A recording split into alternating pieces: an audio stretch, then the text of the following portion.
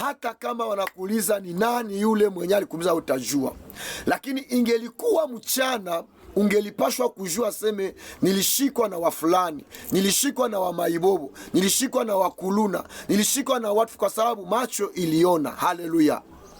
Hiyo macho yenye haikuona usiku, na njoyo Mungu harusi yake inaona mchana.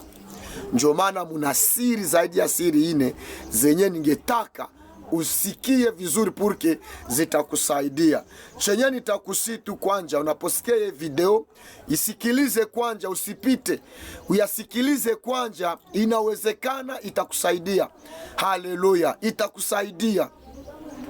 Ndani ya mchana muna nguvu, kwa sababu na hata kipofu anatembeaka mchana, kwa sababu ya masauti ya watu wako wanapitapita, inamupa gizi ya kwenda kule mbele.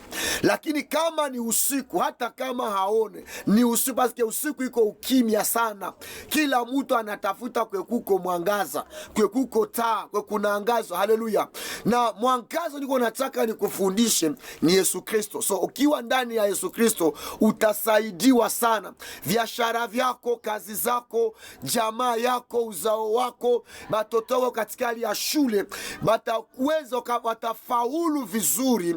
Na nyuma ya kufaulu vizuri, makazi zitafungulika, njia opportunity zitafungulika kama Yesu iko ndani mwao. Haleluya!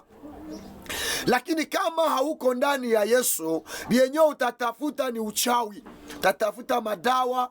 Njo wale watu nakutana wako wa mugiza, ndio maana wako na roho ya mubaya, wako na roho ya wivu, wako na roho ya kuua, wako na roho ya kuharibisha mambo ya watu wengine, kwa sababu hawajiaminie na hawajijue na hawajue mfalme mkuu wa gani.